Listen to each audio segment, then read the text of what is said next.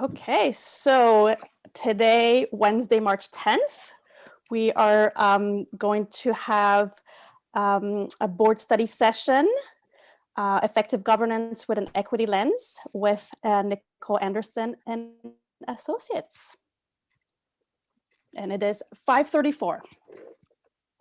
Excellent. And we can have Linda commence with a roll call. Trustee Rodriguez. Aye. Here. Trustee Jackson Miller. Here. Trustee Izan Gonzalez. Here. Trustee Friedman. Present. Thank you. And how about if we all, we're used to having our student do this for us, so we got to go it alone. How about if we do the Pledge of Allegiance? All rise, please. And ready, begin. I pledge Allegiance to the flag of the United States of America and to the republic for which it stands, one nation, under God, indivisible, with liberty and justice for all. Thank you, Phil. You had point on that one. Appreciate it. Oh. And if we could consider a motion for adoption of the agenda. I will make the motion, Amanda. And I will second, Carolyn.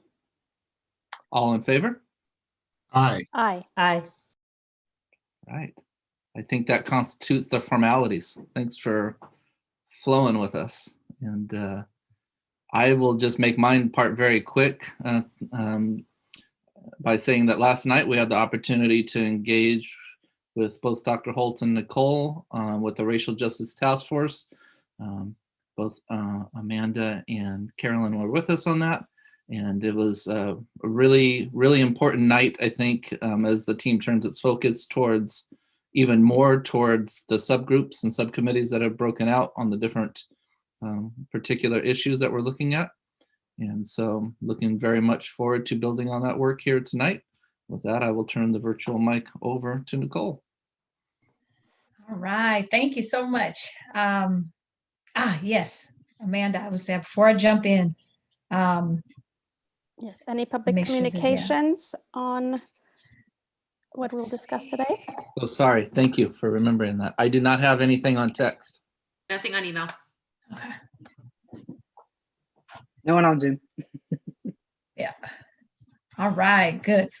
Thank you for that, because I was thinking the same thing. I was like, I don't see anyone, and it's hard to tell on my end, but always want to allow the public to say, what they need to say and share their thoughts, especially around this important work.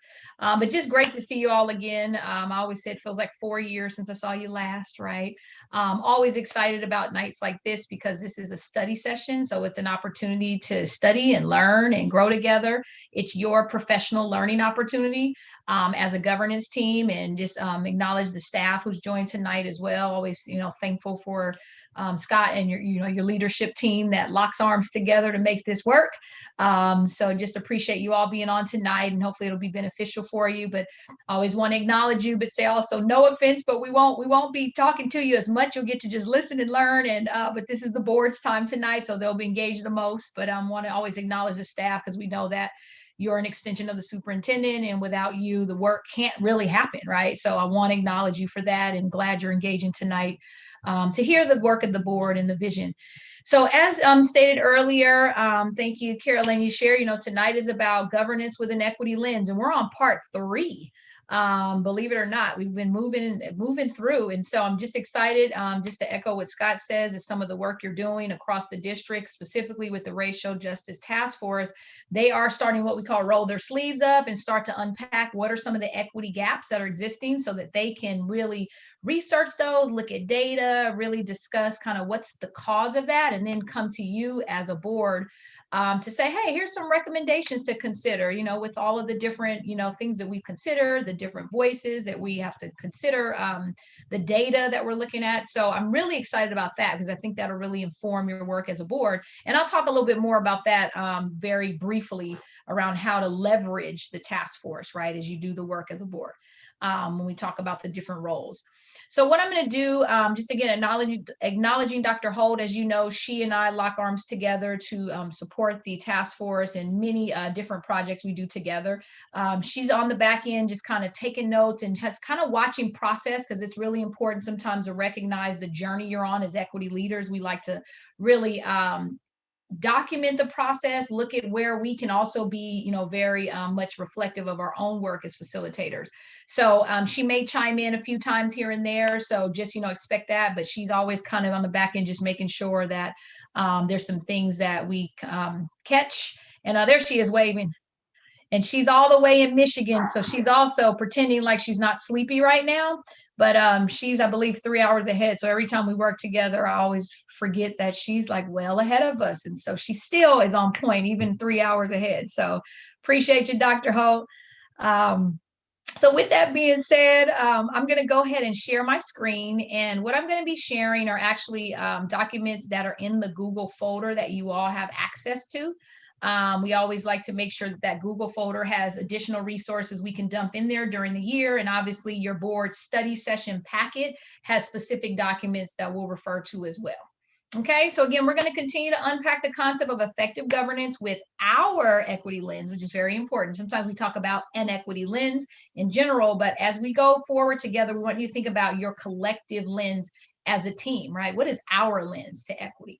And so one thing that always is exciting for me that I've been sharing a lot since really last month, which was Black History Month, is really pulling out some of the great quotes and things that remind us about how important this work is. And in the spirit of Black History Month, although it's past, I always kind of joke with folks and say, it started on January 1st and it ends December 31st. So it never ends, right? Just like any of our heritage months. It was International Women's Day the other day. And so, there's all these great times. We always celebrate the great things that women have done.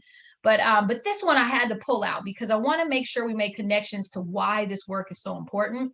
And just reminding us as educators, right? Because we educate children. And so Frederick Douglass reminds us it's easier to build strong children than to repair broken men, women, and I even say people, right? So you think about how important educator work is right now, right? Especially in 2021. We have to continue to see how our children are actually going to have to be a part of this work to interrupt some of the inequities that have been existed in this system for a long time. So if any of you are ever discouraged by this work, I always go back to quotes like this to remind us like, hey, like our work is super important because if we can get kids to understand this work, we can interrupt some things and really create a different society moving forward. So the other pieces are 4 agreements, right? So as we dive into the work, y'all remember our 4 agreements. Okay, these are always really helpful for us to really lean in and just remember today, how do we stay engaged as a team, even when it might be a little uncomfortable with some of the concepts? How do we experience discomfort and be okay with that? Sometimes this work requires us to be uncomfortable. It's a little messy, but that's where the growth happens. So be okay with a little discomfort because that's how we grow. Speak your truth is important. This is your study session. So you want to ask questions. You want to share your perspective. We want to get to know each other more and more in terms of our journey. But speaking our truth is super important because as you all know, the reality is that each of you come together as board members. There's 5 of you, right? You all have individual truths. But then also when you come together as one, as a team with your superintendent, you have a truth that absolutely may look a little different as a team versus individuals. So as we speak our truth, we want to think about our core beliefs coming together, and equity work requires our truth to be considered as we come together and really have a common vision for this work. Okay, and we'll talk a little bit about that in a moment. But last but not least is expect and accept non-closure. So I know, again, many of you are like, okay, Nicole, what do we do? Like, tell us what to do. Give us the blueprint. Let's check those boxes. Let's get it done. And as I always say, this is a go slow to go fast process because we're changing the system and we have people who are involved. So it doesn't go that fast. And so there's a lot of non-closure that goes with this work. Sometimes there will be moments of conflict. We can't solve it all in one night. We might have to come back to it. So I just want to remind you how important the 4 agreements are as you continue to build safe space as a team. Okay, because equity work, it's messy. Emotions are involved, and the safe space has to be there. And this is a message for the community as well as they watch, is that safety is important when engaging in racial equity work specifically, because the concept of race is very tough. Racism has harmed everybody. So what often happens is it becomes very, very much of a feeling of unsafe. But we also have to wrestle with this work is uncomfortable. And safety and discomfort are two different things. So we always have to wrestle with that too. And these agreements are great ones to just remind us how to lean in and stay engaged. Okay, so we still good with the 4 agreements? All right, well, let's jump in.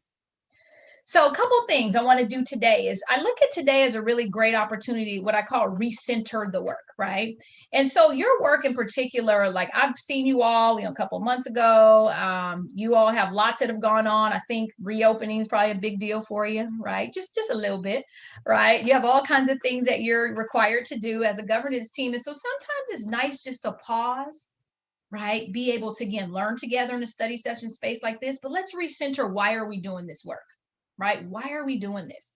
So your equity statement is very interesting when you think about what is our statement, our belief about what equity is. So that's going to be something we're going to revisit tonight, because that's kind of like, why are we doing this? What do we believe? Okay, our core values.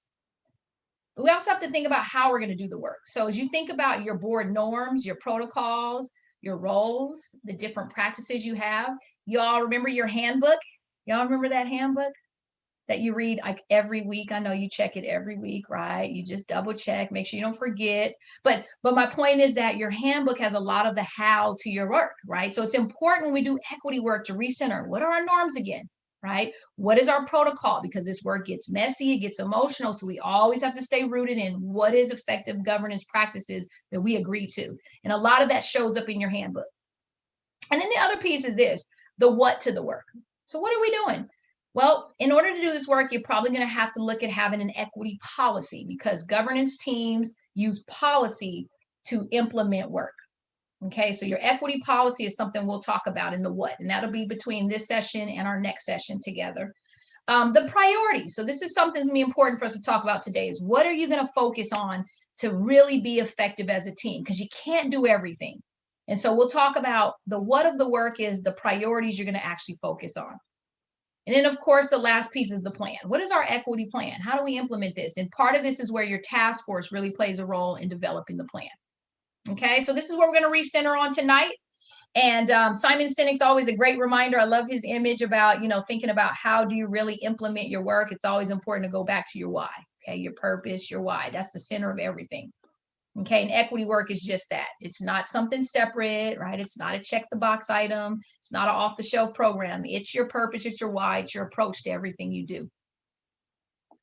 So here's what I want to start first with, a little icebreaker, I call it. This has been really interesting. This is kind of a moment in time that I always want to just seize when we have things that happen. So as you all may be familiar with, the governor has a kind of reopening plan, I call it, that has incentivized schools to open by April 1st. Y'all familiar with that, correct? So without unpacking that, right, completely, I want to just start with, do you feel that what he has proposed is equitable? This is really important to think about. Is it equitable?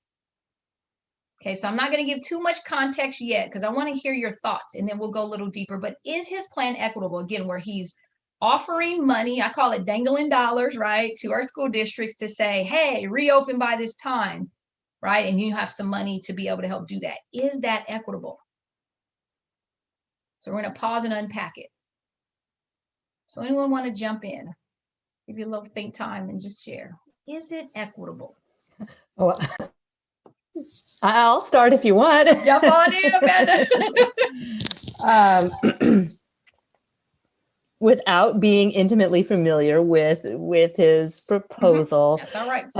As I work in a community in our county that's been much harder hit by COVID than the other areas in Watsonville, and a lot of people I help are also from Watsonville, and right. So for a community like that that's been much harder hit, that that's an impossible choice. Throw some more money at the school, but you've got folks who are much more, they're more exposed, they're more vulnerable. They may have various reasons, they're just not ready yet. So to me, that's not equitable. That's not meeting everyone where they are. Anyone want to keep unpacking that with Amanda? She's on to something. She's on to something. But some communities are not ready to open. And so that's not equitable. Keep going. What else is coming to mind? Maybe you want to unpack even more. Amanda's on to something.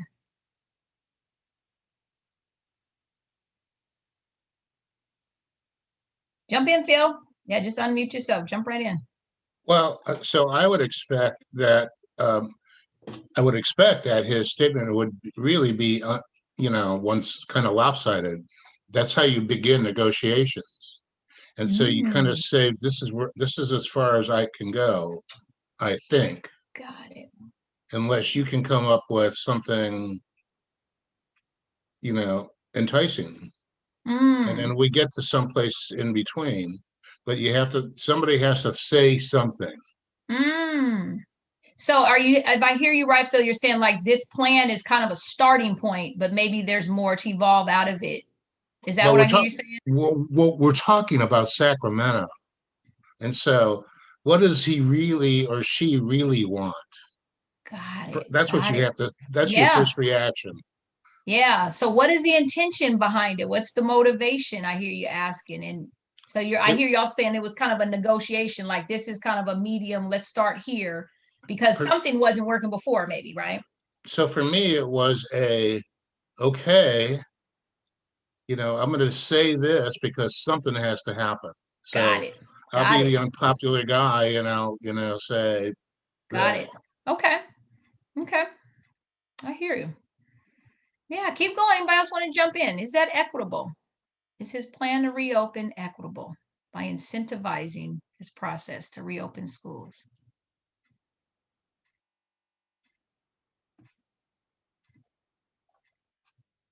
What do you think? Nobody else is jumping in. Okay, I'll share some. Please do. It's complicated. I would say it doesn't follow the train of thought that the local control funding formula does, where when that was instituted, it was with the definite mindset that dollars follow the students who need it the most. This is, you can make an argument that LCFF gets to one of those second or third squares at least. Where this money is, more definitely more along the first square. Here's something regardless of need, everybody gets the same. And I think there could have been a missed step in there because our district, like so many districts, we're not special. I think did a lot of good work with our cohorts, which were completely driven with an equity mindset. Not everybody gets the same. And in fact, oftentimes, perhaps some of the folks who were most eager to come back in person didn't get the opportunity for the limited number of slots we had, and those slots went to the students who had some gaps. And so it seemed to maybe perhaps overlook that type of process. Good point.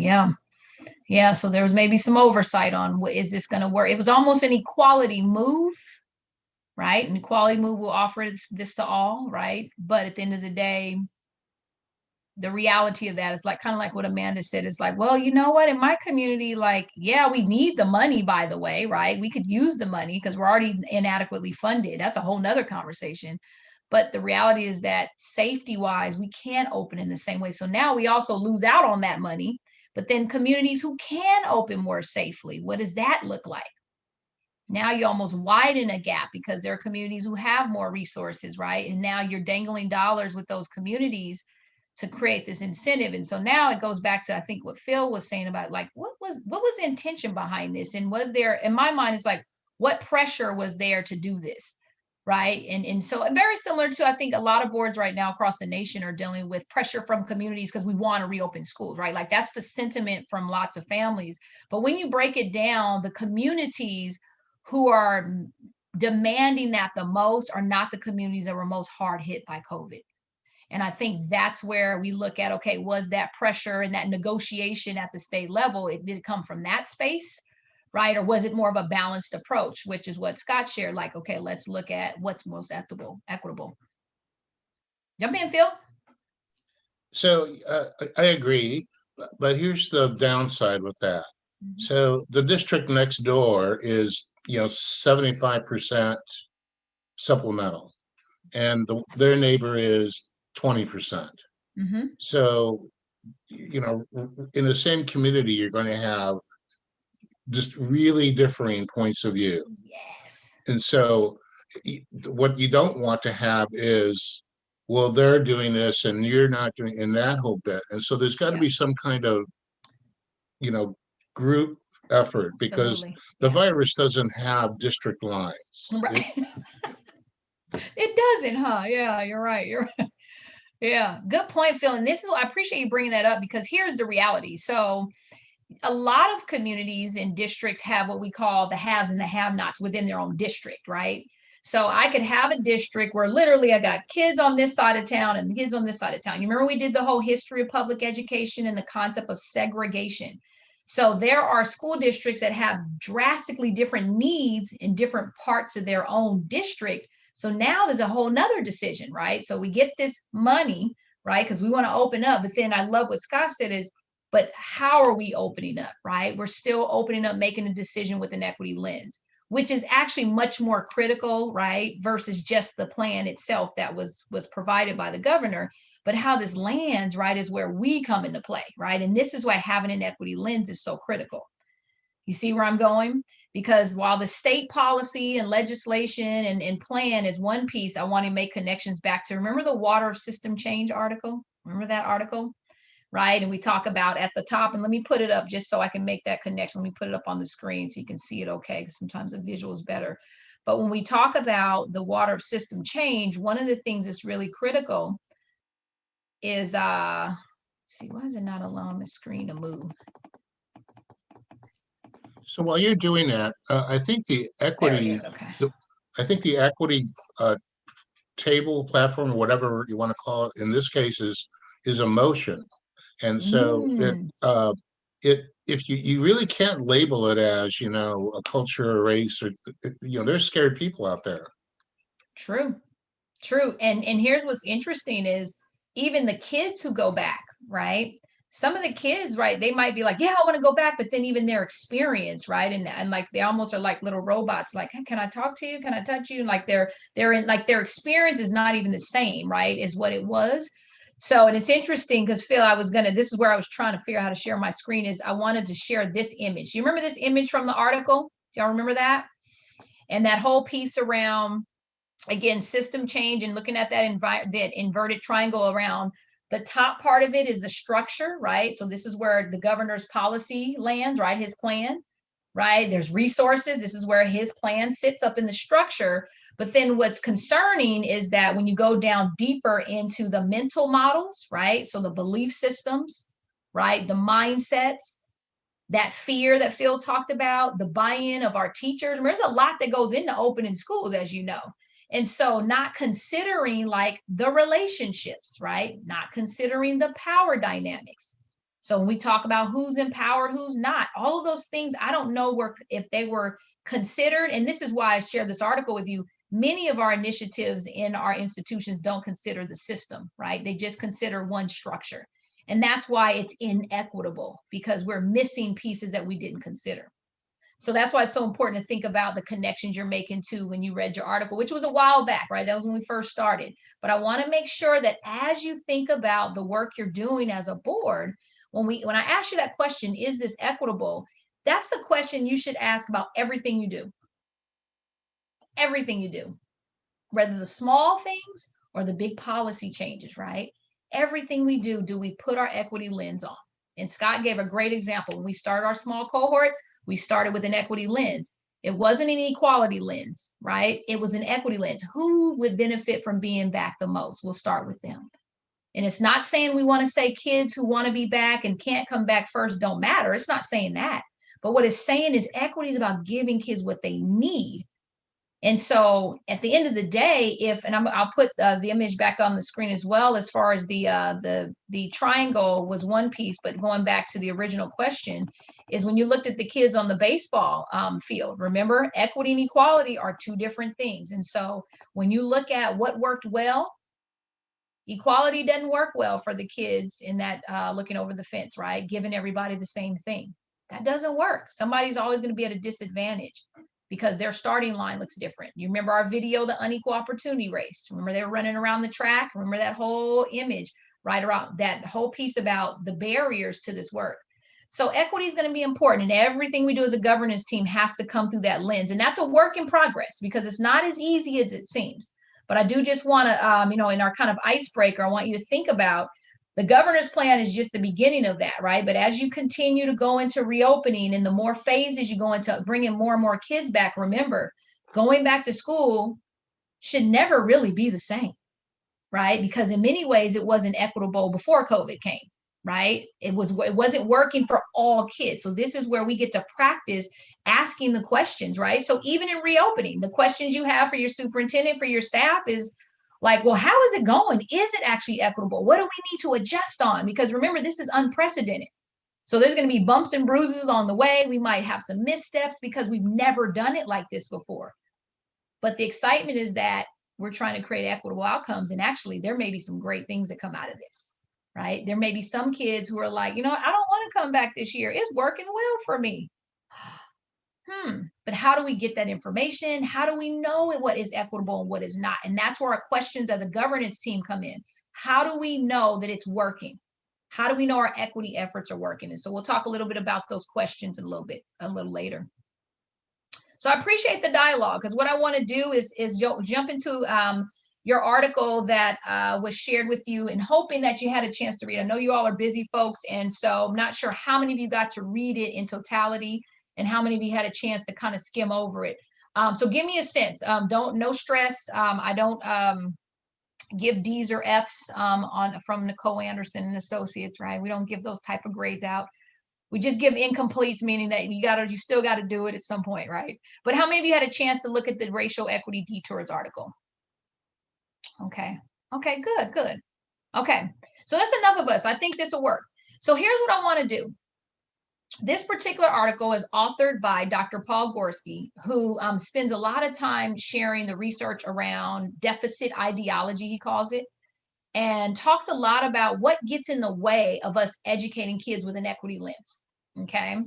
And so what I want to do is have an opportunity to unpack some of this with you, because the reality is, as you get ready to deepen your work as a governance team, you got to be ready for the barriers that are going to pop up, the detours. Okay, so what we want to do is get more familiar with what those are so that we can be more proactive versus reactive. Okay, reactive is not an effective equity leadership style. Proactive is an effective leadership style because you can anticipate what's about to happen, and then you can get ahead of it and be strategic. Okay, so the article is an interesting one. It always gets people a little fired up, so I'm not sure how this is going to go tonight, so don't get too fired up on me. But I want to go into the way we want to do this is we call it Say Something. Okay, that's kind of the name of the activity, Say Something. And Dr. Holt and I have such fun with this one. So what I'm going to do is I'm going to ask each of you from the governance team just to jump in and just share what resonated with you about the article. Specifically, I just want you to find a sentence or a quote that just stuck out to you in the article, okay? So I'm going to give you a couple moments to do that, but just go back to your article. Yours may look like mine where you got all kinds of marks in there and all kinds of highlights, but just pick one particular part of the article that really stuck out to you and resonated with you. It may be a quote, it may be a sentence, it may be a paragraph that really just spoke volumes about one of the detours to this work. I call it the barriers to the work. So I'm going to give you a couple of minutes just to pause and just take a look at your article and pull out which one sticks out to you the most. Okay, a quote, a sentence, one piece of the article. So we'll just go for a couple of minutes. Okay, and those of you in the community who are watching live stream, I absolutely recommend this be an article that you engage in, which is part of the governance team's packet. Again, the racial equity detours. Right. And we lost Jen just for a second. I think she's going to rejoin. Okay, so I'll give you a couple of minutes. Sorry to interrupt. I don't know if this is actually in our packet. So You know what? in terms of the public agenda, I mean, Okay. just if anyone watching does want to read this article, Okay, can if we it might- like give okay. a citation or? Well, it put was it a on the link. website? Yeah, and it was a link. So I'm wondering if it's Oh, able okay. to be linked. But if not, Scott, I know that it may have been missed in the pack, and that was my fault. But for the community, the link is absolutely okay if you want to share that for the community to read. Yes, I will share the link. Okay. Cool. And Oh, okay. Does chat? Okay, chat works for everyone. Okay, good. I wasn't sure if it was just you all or if it's everyone. well, I think I'm not sure if George could also put that on the Okay. on YouTube. Okay. Excellent. Um, Perfect. Appreciate it. Okay, so I just give you a couple moments just to pick which one sticks out to you the most, which one is your favorite, and then we'll go into a little discussion.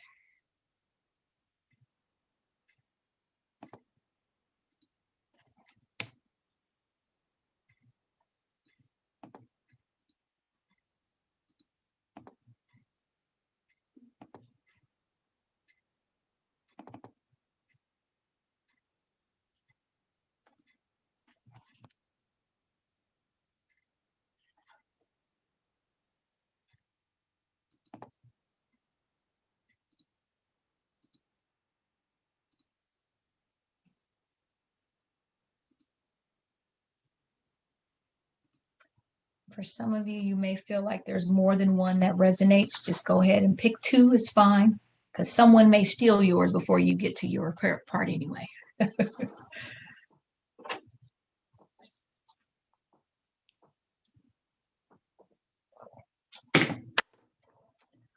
Gotcha, George.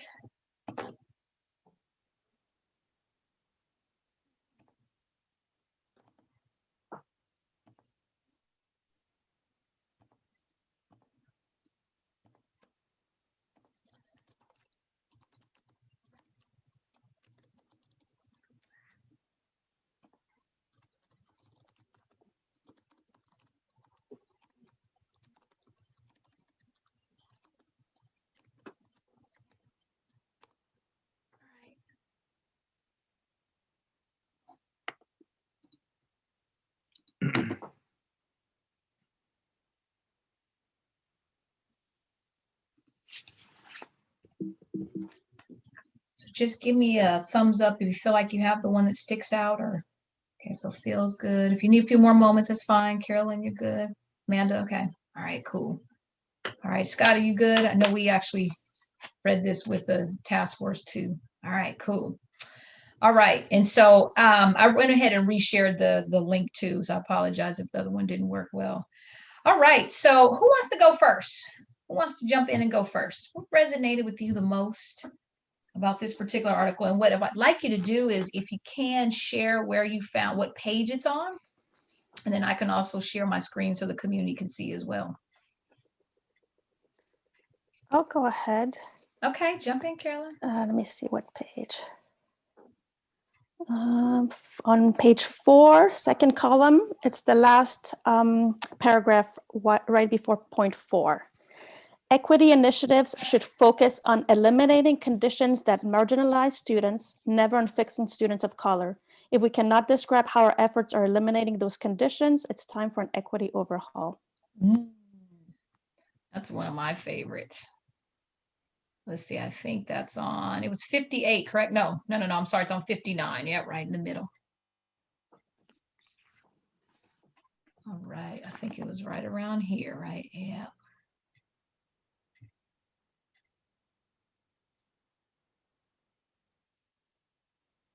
I think I missed it. Where was it? Am I on the right page, Carolyn?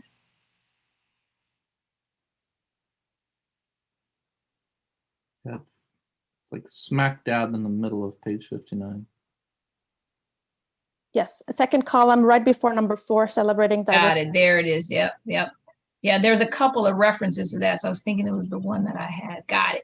All right. So, board colleagues, Carolyn picked out a really interesting one. Someone want to say something about this particular piece here?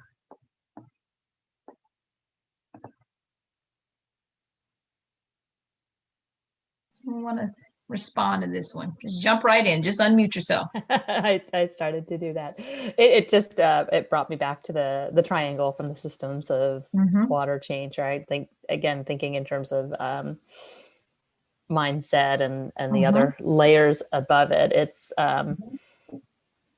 It's not just quickly, drafting a policy or a memo or something that that you perceive will fix the problem when there's an underlying condition that's created the issue, and until you address it at its root cause, you're not really There you go. doing it. Yeah, great connection. I love it.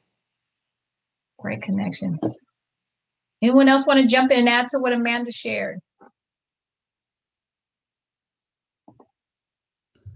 Amanda, I'm sorry, which one did you share? I had to grab my glasses. I couldn't see, sorry. So Carolyn actually picked this paragraph here. Oh, yeah. And then, so now we're saying something. So Carolyn picked one and so we're just going to respond. And so Amanda kind of gave her perspective, made connections to the water system change piece and mindsets and fixing a root cause. Jump in, Jen. What are you thinking? I appreciate the quote that was pulled out. There's a lot. Yep. Responding to this one or a new one? So what we're doing is each of you are going to share which one resonated, and then the rest of us are just going to jump in, and then Carolyn's actually going to share why she chose that one. We'll go back to her in a moment. Okay. I'm sorry. I'm really trying. No worries. Anybody can jump in. Yeah. Comment again on Carolyn's or? Yeah. We're just on Carolyn's right now. Okay, Carolyn's. Yep. Anybody can jump in though. Just say something about what resonates with you about what Carolyn shared, and then we'll have Carolyn wrap this one up. Right. I think I don't think I have anything to add right now. Thank you. Okay. It's all good. Anybody else want to jump in? So I'll jump in. Okay. We, as a board and a district, strongly support the MTSS idea and program. And so I think we're on point with this. Yeah, good point. I love it. Good connection. Yeah, I love the connection in real life. That's an equity initiative, right? It's about whole child and really serving kids based on what they need, right? And level process versus everybody one size fits all. Anyone else making connections to MTSS where it's more about eliminating conditions versus fixing students? Yes.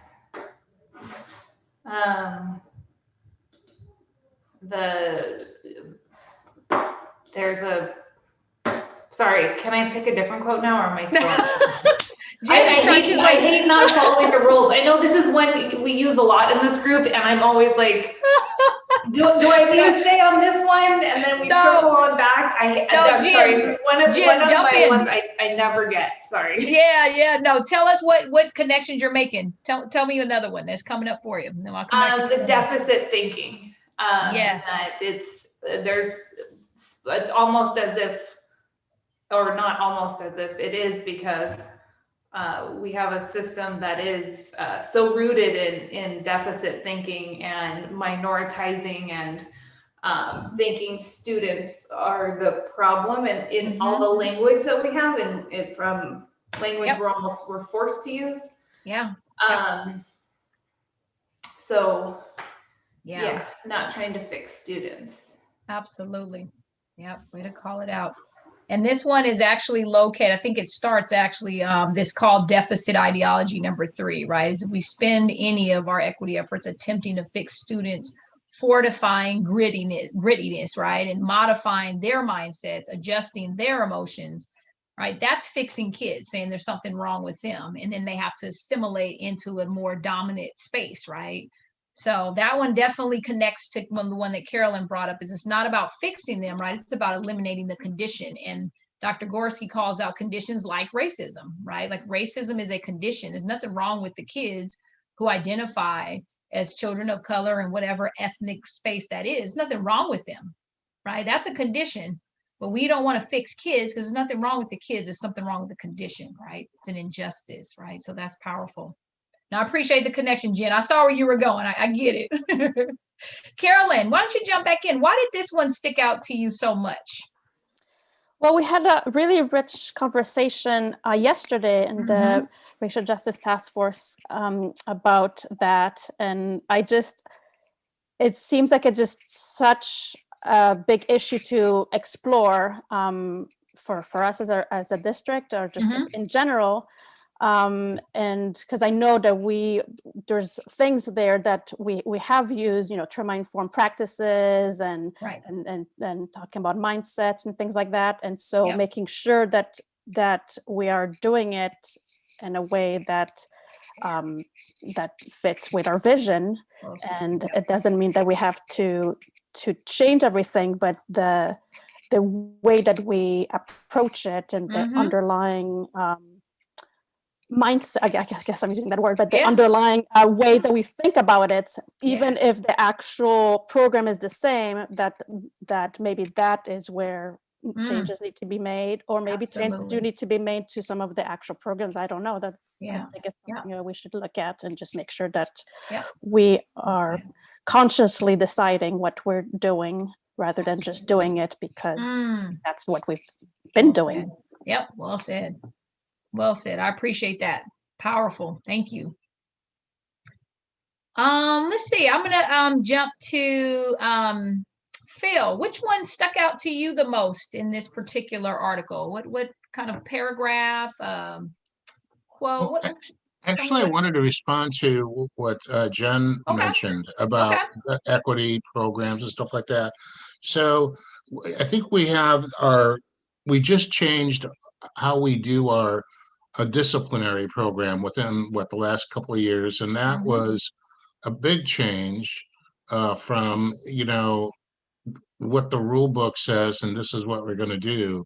So it's much more where the student is at rather than where you should be.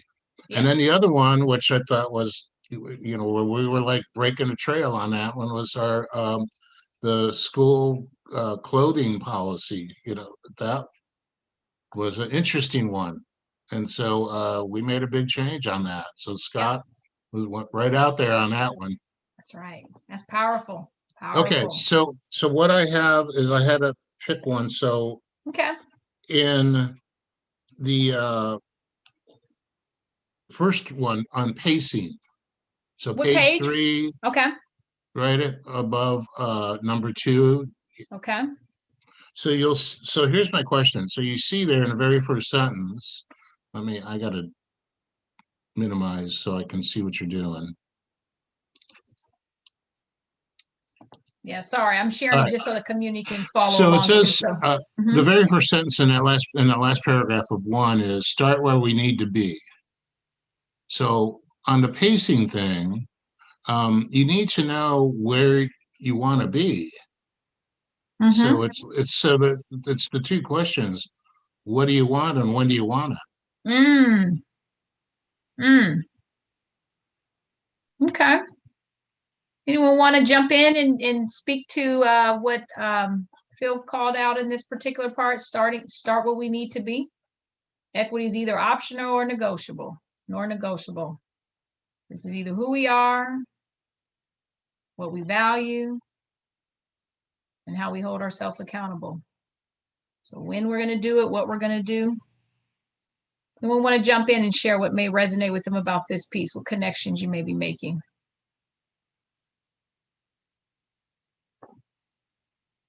I'll circle right back to what Phil mentioned, which thank you, Phil. I remember the dress code happened right, I don't know, I want to say right before I joined the board, but I heard about it, which was something like good hearing about it, which is, it was great to see that the district took something that was not working for individual students and took action on it. It wasn't seen as something you could or couldn't do or leave it. It was something that really had to be done.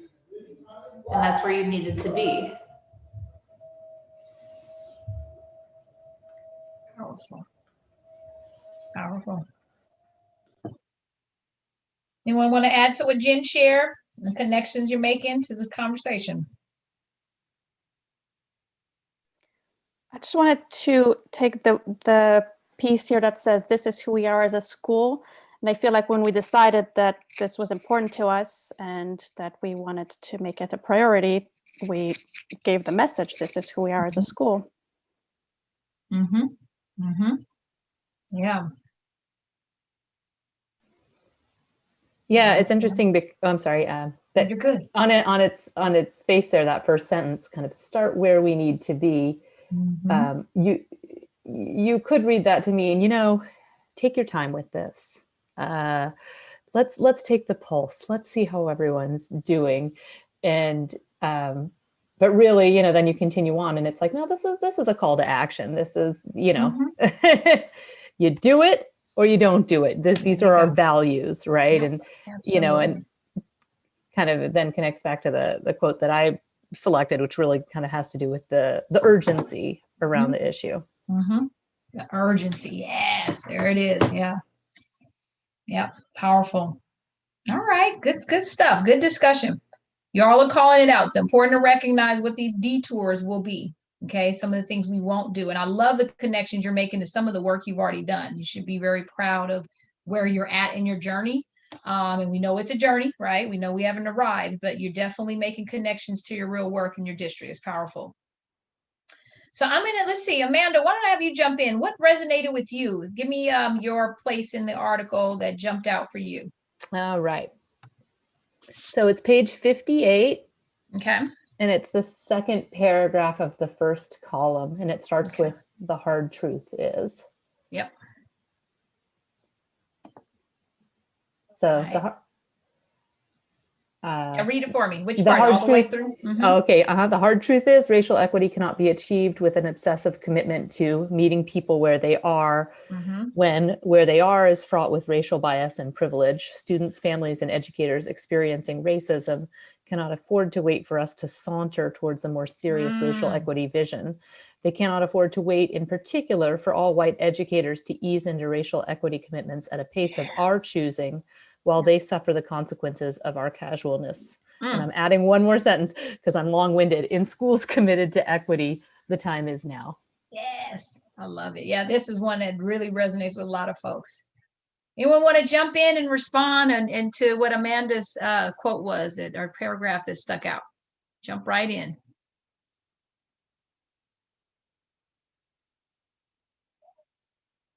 It's a tough one.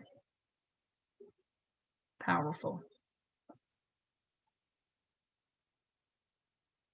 Well, I have to talk again, but it's interesting to me because it like that is a counterbalance to that Ruth Bader Ginsburg quote that we looked at a meeting or two ago, right? Yeah. Lead, but lead in a way so that others also Yes. want to follow. Like it's an interesting, almost inherent conflict. Like there's an urgency. We need to take action. We can't afford to go slowly. That's inequitable to take much time, but also balance that with making sure folks are on board. Absolutely. Yeah. I don't have the answer. Yeah. Yeah. Anyone else want to respond to this one? This is a tough one, and we got to unpack it. It's really going to help us then go into how do we create our own racial equity statement of what this means to us, right?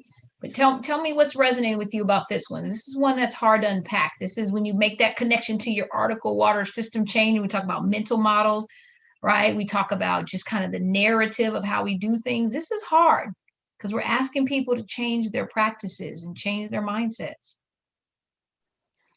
Amanda, I liked your addition with the contrast with RBG's quote, because it's tough to find the right balance between those two things. And I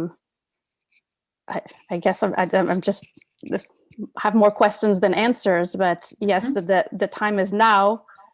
And also we still want to respect the process, and I don't know, it's a tough one. I don't have an answer. Yes, it I'm is. sorry. Yeah. I did.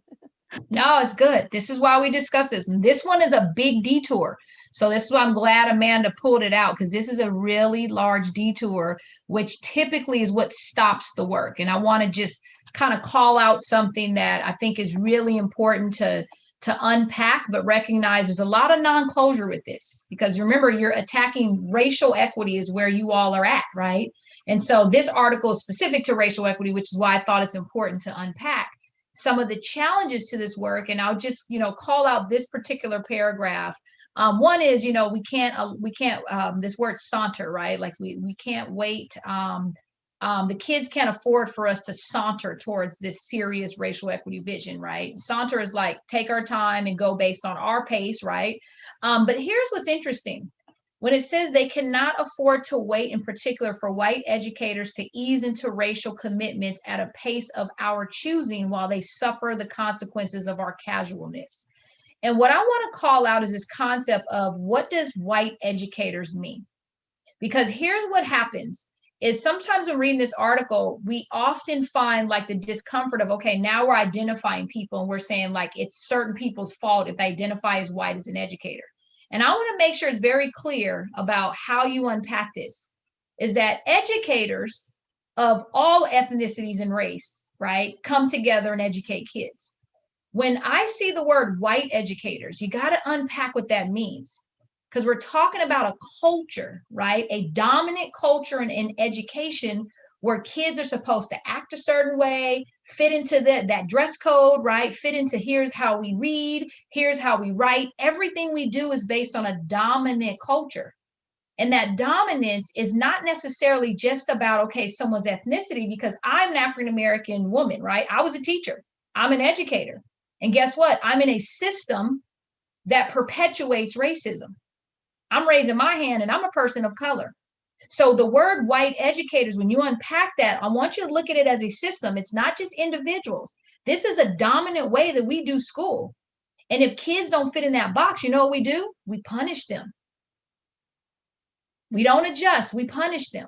But then here's the worst part. When we get uncomfortable, and this is where I call out our educational privilege, right? When we get uncomfortable as educators, what do? We saunter, right? It's not comfortable for us, so we're not going to do it.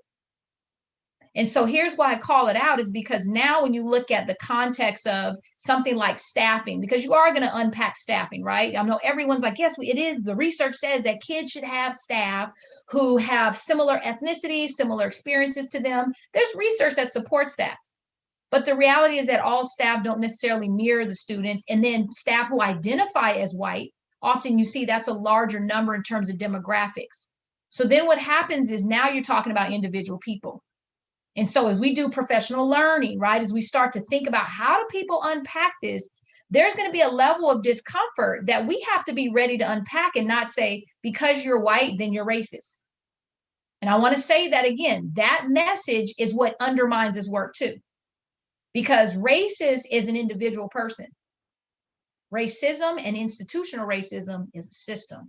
It's policies, it's practices that we all perpetuate. And so I say that because when this article, when you read it, it's kind of like people start to go to like individual educators. And yes, there are individuals who have to look in the mirror and say, am I part of perpetuating? But the reality is this is a system of policies and practices that disadvantage chronically students of color. And the data is very clear, right? The data is clear. So I say that because sometimes this is the part that's harder to unpack. But I want to give you a real kind of sense of understanding that as you unpack the work as a board, you got to keep in mind that the level of work that has to be done is recognizing the mindsets of your educators as a whole. But also there is a point where individually you're going to have those individual conversations. And I say you, not personally as the board members, but as leaders in the district, not only Scott and his principals, right, and everyone who's part of this, but these conversations eventually have to be very real. Where we have to say, yes, we all have been guilty of perpetuating these things, but we forgive ourselves, is what I know Dr. Holt often reminds us, like, we got to forgive ourselves because maybe we didn't know, right? We didn't realize these policies were doing these things. So now that we know better, we do better. And so this is where we call out the system, but specifically this paragraph calls out particular families, calls out particular educators, because we do have things that require us to rethink how we do school. Okay, and so this paragraph is always a hard one to unpack, and I appreciate you pulling it out. But remember, we have to help our educators, our communities not get so stuck in some of the language, because remember, there's divisiveness when we talk about racism. And remember the history of racism. And I'm going to just give you like the definition of race, just to make sure that it's really clear as you all are going through this work, that when you see things like that in the article, you always go back to, well, what does race really mean? So remember the definitions that are very important for you to recognize. I got you, Phil. Give me 1 second just to finish this one thought. Is the definition of race is a social construct. I call it a mental construct as well, right? That artificially divides people based on characteristics, right? Based on physical appearance, ancestral heritage, you name it. And it's typically was used for a particular point in time, politically, for a particular political need. So the concept of race has actually evolved when you look at the history of race. But again, when you look at racism, it's more about policies, practices, sometimes individual racism, but systemic institutional racism is using a construct of race. You marked a certain box in your census, right? You marked a certain box in your CDE data you have for your kids. And what do? We use that data, and then kids end up showing up in the data. One group of kids is served a certain way, another group of kids is served a certain way, and you start to see equity gaps based on race. And so what happens is that without deconstructing the concept of race, what happens is we forget about the kid's identity and their ethnicity, which is very different sometimes, because race is assigned to a group of people. Ethnicity is, this is where I'm from. This is my culture, this is my ancestry, this is my language, this is where I'm from. And it does impact my culture. But what makes kids different, and this is where we talk about not fixing kids, right, is kids have own cultural identity, regardless of what shows up in the data. That's where we self-identify as our own cultural identity. This is my belief system. This is how I perceive myself. And yes, it might connect and correlate to my ancestry.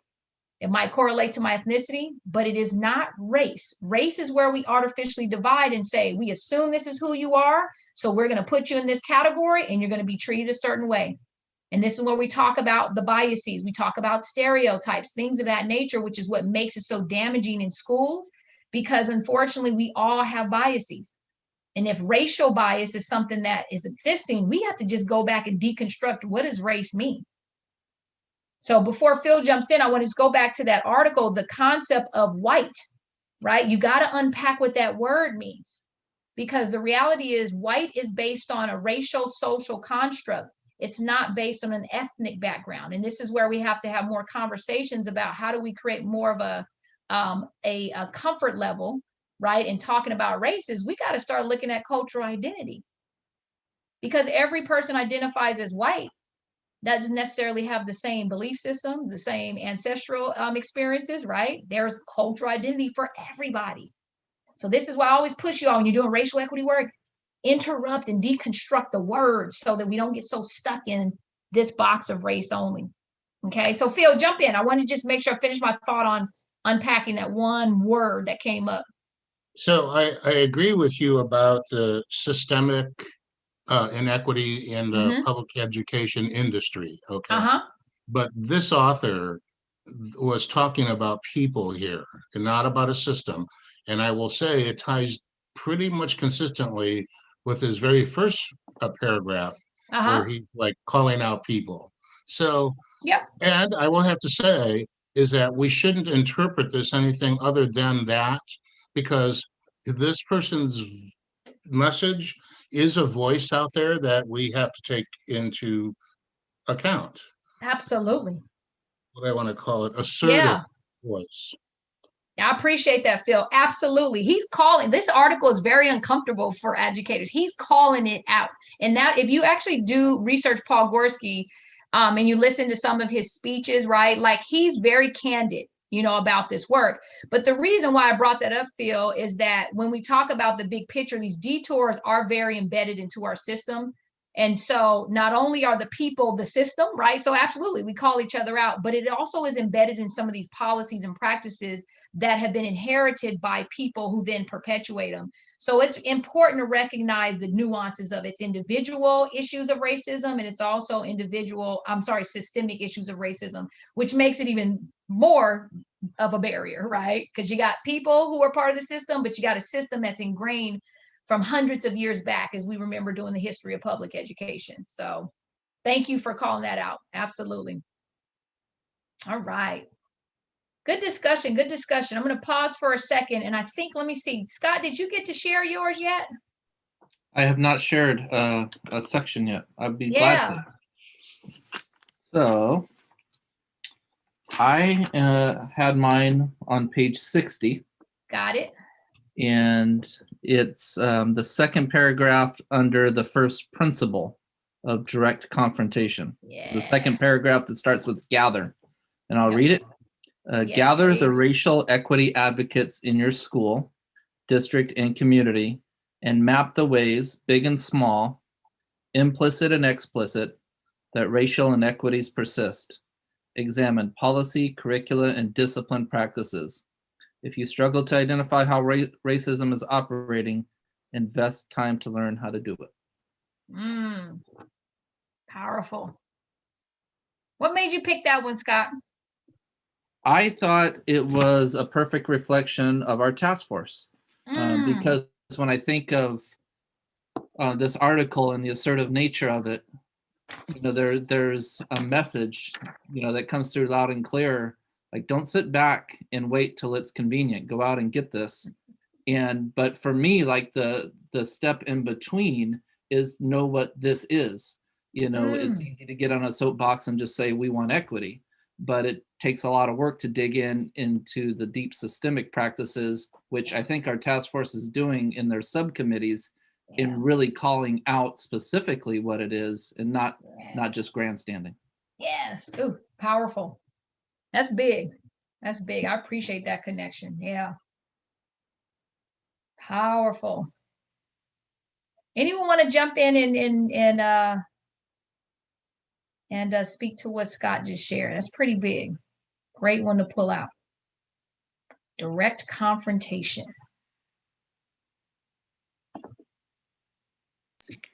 There's two things in that passage that jump out at me. One of them is the word examine. So to really do the work of looking at everything, and then big and small. So everything, like the big things, the tiny little things that maybe you don't think are important, but maybe they are. So let's examine everything. That's a good one. It's a good one. Yeah. Think of it that way. Yeah. The little things and the big things. It's funny. One of the things I recognize with this work that can be a detour is not being able to see the little things that are changing, because we are always looking for the big stuff, right? Like we're looking for like the big change. I call it the magic wand, the fireworks, right? Like when we would do what I call equity walks around our campuses. Remember, Scott, we got to do that. God, it feels like it's been forever since we did that. But we weren't always looking for the fireworks, even though your brain is like equity is something that's magical, right? And it actually is, but it's actually in the little things, right? It's in the small things that create changes for kids.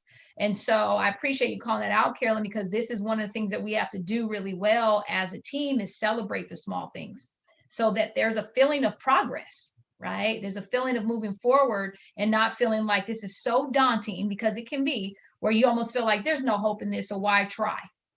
Right? Because again, you're fighting a system of hundreds of years of inequity. So it feels very overwhelming. So the little things do matter, and the little things build up to those larger things. And so I literally, when you think about your babies who are on campus, right? And you think about the kids who individually need a hug, right? Kids who need to just have their name called correctly, right? Kids who just need to be acknowledged that they're in the class, even though they're really quiet, they may not speak up. Those little things are what hooks kids into engaging and wanting to learn from a teacher.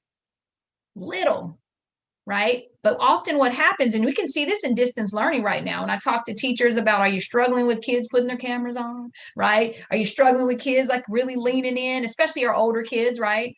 And the reality is what's happening, and it's not fair to teachers. I want to say this really clearly, because none of this is working well for anybody. right? It's not the best thing for anybody. Teachers were never given the real ample opportunity to figure out how to turn on a dime. Unprecedented pandemic hits, right? But what I want to say is the little things like calling kids names, reaching out to them individually, right? Even in a virtual space, make a huge difference from when we try to do whole group. And then we're kind of like one size fits all, let's give them an assignment. There's no real human connection. And we lose the Maslow's piece out of this, right? Like Maslow's is about human needs, right? The basic things, relationships matter. And if kids don't have a relationship with their teachers, they can't learn from them. It's just a very different experience. And the ones who are struggling the most, it's really even more important.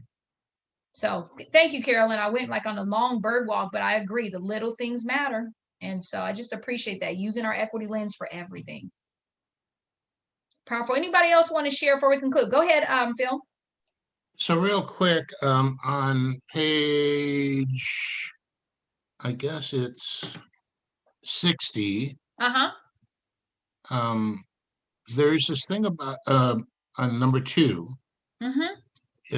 There's a sentence. It also includes non-material access to higher order pedagogy and relatable curricula. So what is relatable curriculum? Yeah. I'm gonna let someone answer that. What does relatable curricula mean? Someone jump in. What does that mean to you? Relatable curricula. That's a great question, Phil. I can give a real quick example of a test question that's unrelatable to a population of students. So I can't remember when I read this question, but it was something regarding skiing. And so the question was basically assuming that the students reading it would know the equipment you needed for skiing and would relate to that sport. And here this test is used all over, and there was no way but most likely there's people in maybe one area living in near Death Valley, or so I don't know, I'm just giving an example. There's just, it wasn't relatable to everyone, to all students. And more of a personal one would be of interest. So like, you're really interested in climate change and the environment. So like, there will be ways to get you more engaged if you were a student, if maybe the, business class was about also reducing carbon emissions and making it something where it's like, oh, okay, this content comes alive to me because I'm connected to it. But if I have no idea what a ski is or a whatever, then I'm like, I don't care, Yep. But that's a good, that was a good call out question. Yeah. Anyone else have another response to Phil's question? What's relatable curricula? This is a really big one to call out. I think this is powerful because as a board, you want to think about how do we ask these questions about what's happening in our classrooms around what sometimes we'll call it culturally relevant or just relevance, right? Engaging curriculum, right? But anybody else have a response? Jen gave some great examples, very good examples. Relatable curricula. I think it could also include the books that are read or assigned in class. Make sure that that kids can see themselves in the characters in the book. They can see themselves in the situations that are discussed. And great example. And let me ask you this: what does that have to do with the board? Where does the board fit in all of that? Right, like the curricula, like what shows up in the classrooms. What is the board's role in all of that? I just want to just make sure we make the connection. What's the role of the board in the curricula? We hire Scott, who hires Good answer. Jessica. He's on it. We vote on it. There you go. All right, good answer. No, and absolutely. So the board's role is really to have someone else make that decision, but it is important you recognize what that looks like, because you now have to follow up with what Phil said. Once we hire Scott to hire someone else and then we go through the process, then you got to monitor that, right? Is it actually relevant? And how do you do that? There's several ways to monitor your curricula. So it is important as a board, you understand what it looks like. So you can ask the right questions. And then also the other side is this. Not only do you want to hold accountable what you envision for something like culturally relevant curriculum in the classrooms, but then how do you support where the support is needed? Because there also may be that Scott comes back and says, you know, this is not working well, and we're going to have to reallocate our budget because we don't have enough books here, or we need this different one, or we just want to switch publishers altogether. So we need to go through a whole adoption process, you know, with our teacher. I mean, there's a lot that goes into getting books and putting them in the classroom materials, right? It's more than just the notion, but I just wanted you to pause as a board. What does this look like for us? Because once you see that, then now how do we transfer that into what we can do for these things to happen? Because these are all barriers that you're reading in Dr. Gorski's article. And as a board, your role is very different from trying to implement and be that educator in the class, right? Or even to provide the professional learning. You have the vision for it. You have the language and the questions to ask around it. And you also now have the obligation of not only holding accountable, here's the expectation from our vision with our equity lens, but then also, again, how do you balance the support of that? Because it's not that easy. Why? Because many of you called it out, the mindset piece, right? You can have an expectation of relevant curricula in the classrooms, but if your teachers don't understand what that means, they don't believe it because they maybe weren't part of the process to buy into what this looks like, there wasn't adequate training for them, then what happens? That great book may sit on the shelf, or that great book may be used incorrectly and then actually may cause more harm, because as Carolyn said, like, kids need to see themselves.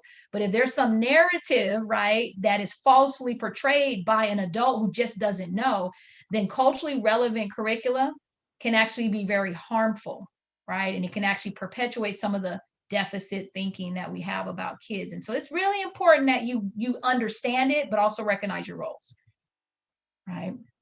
Powerful. All right, so let's take a little breather. Why don't we do a 5-minute stretch break? I really appreciate this. I know normally I don't have you read through an article together, but one of the reasons why it's so important to have this learning time is that we have to have more context and understanding of what racial equity is. So then as board members, now what we're going to go into after our break is talk about how do we take our governance practices, apply our racial equity lens, and then be able to now start to look at our work a little differently as a governance team. Right? Continuously building our capacity as a team to lead this work based on our roles. Okay? All right, so let's take a 5-minute stretch break, restroom, get some water, you name it, and let's come back at 6:51. Sound okay? All right, Carolyn, is that good? I know you're running a meeting tonight for TED, so I want to make sure. Okay, 6:51, perfect. All right, we'll see you in a few.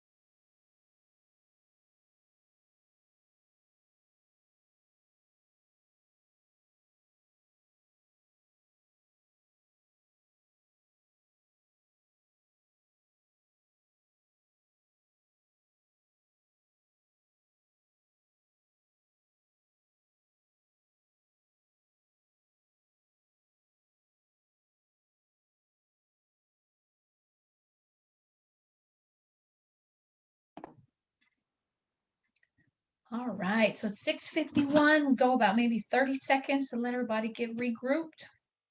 Hopefully you got something to drink. Made sure your children aren't tearing up your house. At least you don't have to make sure they're on distance learning at this time of night. That's usually my dilemma. I got 3 of them. So in between meetings, I'm like, let me make sure they're not ditching class, right? So that I get another notification from the school that somebody's absent. When I know they've been in class all day, right? All right. I cannot All right, with those well- notifications from the high schools. I'm like, are you kidding? I know. I hate power school. I'm just going to say that, right? Yeah. It does something to your blood pressure, right? You get that. Are you absent? And I'm in the middle of a meeting. It's like, excuse me, I need to go check.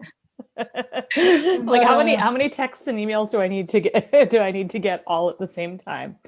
Not from this district, but Oh, no, not at all. Not at all. Yeah. Well, I can talk a little mess because all 3 of my kids are in 3 different districts, right? So they're all, 2nd grade, 8th grade, 12th grade. Is like interesting. All right. Well, welcome back. So we have a little over a half hour left. So what I'm going to do is a couple things. One is we're just going to quickly just do a quick recap. When I use the word effective governance, I just want to remind us of some of the things we covered before. I'm not going to go deep into them, but I want to just do a quick recap because what I want to do is really shift you into, okay, what are some of the outcomes we need to have as a board to really guide our work? Okay. And so one is, let me get back to my screen. Let's see, get out of the article. There we go. All right. So getting back to the slides, what I want to do is really bring you to a place of looking at, do y'all remember the board assessment? Y'all remember this? This was our board assessment. We looked at it our very first meeting. And I always reference it because I think it's a great tool that you as a board can use on a fairly frequent basis. Sometimes I'll say like once a quarter, right? But it's important to always be reflective of your governance practices. In order to effectively lead this work, you have to have effective governance. So not just like the CSBA, CSBA has great MIG training. It gives you kind of the governance 101, lots of different ways to engage. But when I think about effective governance, now adding an equity lens is very critical to make sure you have some key things in place. And you never can assume like, yes, we're doing great, but then we always stay great. It just takes one situation to throw you off. And then you're in a place of like, oh my God, we feel dysfunctional right now, right? Literally, I want you to think about how do you always regroup through being self-reflective. And so this board assessment, again, has 8 characteristics of effective boards. It comes from the Center for Public Education. And I actually adapted this assessment to include an equity lens to give you kind of a sense of what effective governance looks like. But now let's add that equity lens. And so again, having common vision are the first 2, right? Shared values, you always got to go back to that. It correlates directly to your handbook, right? What are your core values? Right? Which also go into, if we have shared values, and that means we have norms, like ways that we're always going to like kind of treat each other, how we behave in board meetings, right? How we interact. But having those 2 are really important. Being collaborative is important, right? Your relationship with your superintendent and the staff, but also the community. How you communicate, very important. Being accountability driven is very, very important as well. And what I'm going to do for this number 4, I'm really going to pull out for you when we talk about how do we prioritize our work as a board. So spending less time on operational things that may not be as impactful to your work is where it's really important you understand how do we hold ourselves accountable for doing the things that, as Carolyn mentioned, the big things, right? Like there are some big things that are important. So we have to really prioritize so we know how to really be effective. Okay, so we're going to talk about number 4 quite a bit. Being data savvy is number 5. So very important as equity leaders that you always drive your work with data. Okay, we don't drive with emotions, right? We don't go with what I think it is. We use data. And so very important to be data savvy. And as a board, you continue to grow. Is not only what we call quantitative data, which is the numbers, right? That's what, your discipline, your academic numbers, your attendance, you name it, but also your qualitative data is about people's experiences. So you never want to assume that it's conclusive, that what we see on paper and numbers is the only way that that things are sitting in our district. You got to monitor with qualitative data. What are the experiences? Okay, very important when you make decisions. The other piece is really important too, is making sure you align your resources. So part of your role of a board is to not only be fiscally sound, but to allocate resources so that you can run your district properly, but also with an equity lens is allocating our resources based on where the needs are, which is very similar to the spirit of LCFF. Okay. And then the other piece is more about being a united team and also doing what you're doing today is working on professional development together. So I always like to remind boards in front of the community that your board meetings, your regular meetings are for board business, right? Study sessions are times for you to learn together, and you have to be okay with that, right? Today is not to be selfish to the community. It's about, no, we want to be a better board, more effective. We have to learn together. We have to grow together. It's building our capacity. So these are the characteristics of effective boards.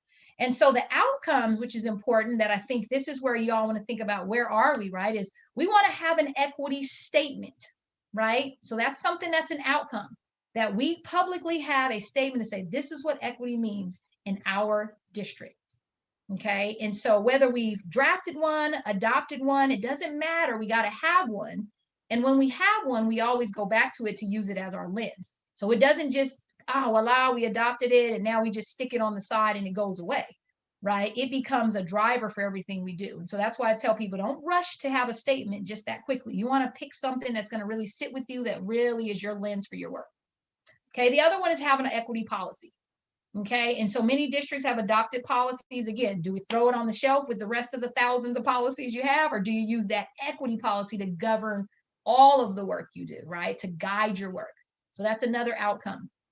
And then the last one is having a plan. And I mentioned earlier about leveraging your task force. Having your equity task force is really important to help develop a plan of how you're going to implement those key equity gap metrics that you're going to, or I should say actions, equity actions that are going to address the issues that you really find as most pressing in your district. And that's where the plan comes into play. So as you look at this assessment, you can always go back to and go, where are we in this process, right? Where are we on our journey? It's about a journey. Okay.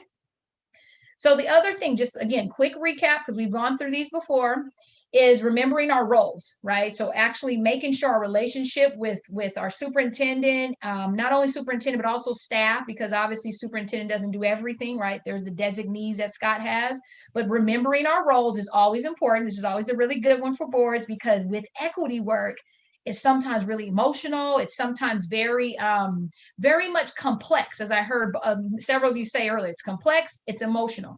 So what we don't want to do is in all of our emotions forget our roles. Okay. I often use the example of COVID-19 has made us lose our minds. Would we all agree? Like everybody at some point was like, I think I'm losing it, right? As human beings, but as board members, as community members, as parents, right? People have somehow lost their minds with COVID-19 because it is unprecedented. We've never experienced this. But what I also have to remind you as a governance team is we don't forget our roles. That has not changed since the pandemic showed up. We are still governance team members, and it shouldn't change our core values. If anything, we double down on our core values now. So with our role, superintendent, again, dotted line, right? The board is the visionary, right? You set the goals, you adopt policy, and then you monitor how it's landing in the ground level. That's your role. No matter how passionate you are about equity, your role is still above that dotted line, right? But then notice the dotted line again, it's dotted. And that's because some things are going to be in collaboration with your superintendent, whose responsibility is to actually implement the vision, right? To ensure that there's plans and there's rules and regulations on how things will happen. But the reality is that that relationship is definitely what I call a culture of trust, a culture of communication. It has to be a great relationship. And this is something we're always working at. We always work at this, but remembering our roles. Because equity work creates complexity where sometimes we forget what our roles are. Okay, so very important when we talk about effective governance. Okay. Last piece. There is a book. How many of you have seen this book, The Governance Core? Have any of you seen this book? I think it's fairly newer, but Davis Campbell in particular, I know works with CSBA and has really helped support the MIG trainings. Really appreciate the work he's introduced to CSBA. Michael Fullen, kind of a guru. A lot of people know Michael Fullen, but they've collaborated and wrote this book. And so if you all are interested, it's definitely something that's a great, I call book study with boards. So if you all want to continue to engage in how do we ensure that we are an effective board, so that we can absolutely have a culture that is solid around how do we lead for equity. This is a great book. Okay, great book just to remind us of the basic governance practices. Okay, pretty easy read too, but a great book study for boards when they're interested in continuously building the work. Okay, any questions about those? That was a quick recap about effective governance, why it's important. Any questions? Our roles, we're confused about our roles. Any of those questions? Because those can't be confusing points when we do equity work. They will actually be another detour, and then we can write a whole nother piece of the article about racial equity detours, about not having effective governance practices and having clear roles around how we do this work.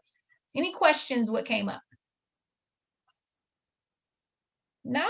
Okay. All right, we're moving. All right, so let's jump into our equity statement piece. So on the assessment, that 9th bullet point is our board has developed an equity statement. So tell me a little bit about what equity means to you, in a sense of you all are in the kind of this, we have kind of a development of an idea of what our statement will be, right? You've had conversations, but at some point we're going to get to a statement, right? Your racial equity, racial justice task force is also contributing to that work. But tell me a little bit about, if we're making a statement as a board, like what does equity actually mean? Tell us a little more. Maybe give me the 30-second elevator speech. If you had to convince me what equity is, someone jump in and just tell me, what does equity mean as a board? Even individually, just share. What would be kind of your statement? This is what equity is. Jump in, Phil. Okay, so I'm going with the agreement number 2, discomfort. Okay. And I will say that equity for me is to eliminate the achievement gap. Absolutely. Eliminate the achievement gap. Yep. Okay. Okay. And can I ask more deeply, achievement gap for who? Tell me who, because a gap means that there's like here and there and in No, between. for everyone. Everyone is at grade level. So eliminate the achievement gap for all kids. Yeah, because here's my job. My job is to make every student career and college ready by the time they leave high school. So I have that up to 8th grade part. Yep. So college and career ready, achievement gap. That's and I only have so much money to spend. Got it. Inadequate funding, but absolutely. Got it. All right, anyone else want to jump in? What does equity mean? What's the elevator speech? So I heard Phil very clear, and he gave great reasons why. Great 30-second elevator speech. Anybody else want to jump in? Sure. It's where every student is seen as the unique individual who they are, and given exactly what they need. Maybe I'd take out the word exactly, but given what it is they need to reach their fullest potential. So I was actually just looking over at our mission statement, when we talk about what we're committed to, and as Phil mentioned, right, getting kids college and career ready, but to me, demonstrating a real commitment to equity would be being even more inclusive and really specifically calling out that to do that, you have to not give everyone exactly the same thing, but give each person what they need. Got it. Okay. Let me stop sharing. Sorry, sometimes the screen gets in the way. Sorry. Got it. Anyone else want to jump in? Your definition of what equity is? Yeah, I like where we're going with this, honoring the individual. And I think a core part of it always for me is, I use the word disrupting, which might be too harsh, or not too harsh, but might rattle or have a different connotation for some people, or innovative, I guess. So it's kind of getting out of that box of like things we've been conditioned in, ways we've been conditioned of thinking, which the pandemic has given us wonderful opportunity to rethink. Right. That's true. So true. All right. I appreciate that. All right. Who did I miss? Go ahead. Jump in, Carolyn. I like all those definitions, and I just want to build on that by adding also reducing barriers. Yeah. So I think So, Okay. so in addition to everything else I would said, I agree with everything. So Awesome. one extra little Awesome. piece. Okay. Sounds good. Let's see, Scott, what about you? Gosh, so much good sharing has already happened. Right. So without regurgitating any of that, I'll just build on it and say that equity includes the courage to examine existing systems and call them out, systems that are inequitable. Yep. Having the courage to call those out, even if it may be like one of our norms, uncomfortable. Powerful. Especially when it comes to the redistribution of financial resources. Yeah. Powerful. Thank you. Powerful. Got it. So Okay. I would suggest that we take a look at what happens over the hill, and they call this creative destruction. And so they love that thing. Creative destruction. I gotta write that down. All right. No, and here's what's so cool about this is you may all remember I asked you this question back on January the 6th. I know we've all slept since then. But what's interesting, I was writing down what each of you shared, and many of you stuck to what you said on January 6th, right? But also you continue to elaborate on some things. And so what's powerful is as I'm taking these notes, what I want to do is collect these as we come back to our next study session to look at, like, is this kind of a draft of what we say equity is in our district, right? So I want to bring to you a draft statement. So that's part of kind of the messiness to this and why I keep asking. But what I also want to do is continue to give you more context so that your definition evolves based on what you understand. And I heard, Scott, you call out courage to examine, right? Like that's a big deal in terms of what equity work looks like. And in a statement, that's a big deal. And so as you learn more together, your statement evolves. That's why I tell boards, don't adopt a statement so quickly, right? Like it has to be meaningful to you. So I really appreciate what you all shared. And what is so interesting, this is an example of an equity statement that boards have adopted. It actually comes from the definition from the National Equity Project. So I want you to notice some of the words that you all called out, which is very interesting. This is just, again, a sample definition, but some boards have actually adopted this and then wordsmithed it to make it their own. Just take a look how it's kind of capturing a lot of what you share, but you all have some really great things I'm going to put together that I'm seeing.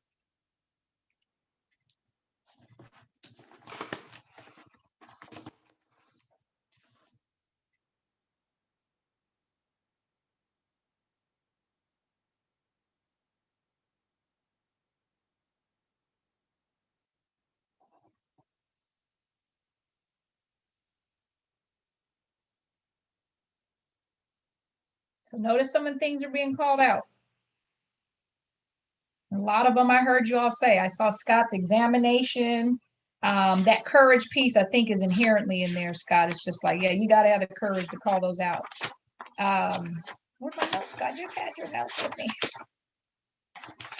And the word individual showed up, that disrupting. And so I think, Jim, you said disrupting. The word interrupting is what they used.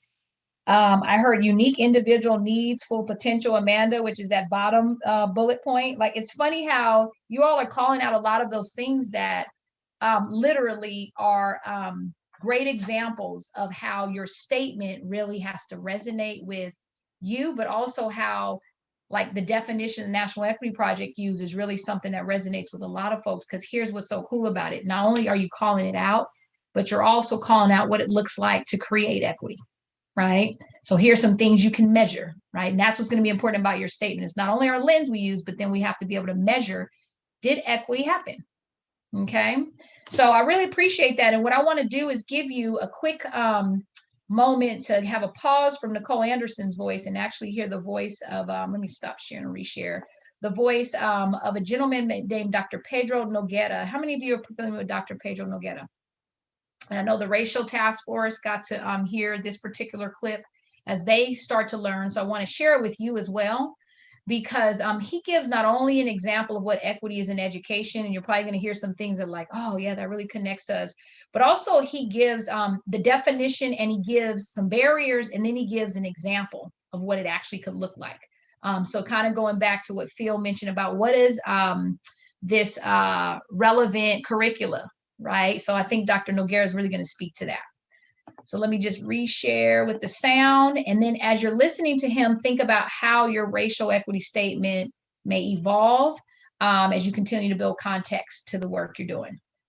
So let me see, Pedro. Dr. Pedro, he's currently out of USC. For those of you who aren't knowing, he's the Dean of the School of Education. And what I'm going to do is I'm going to open it up here and here. Hey, did that work?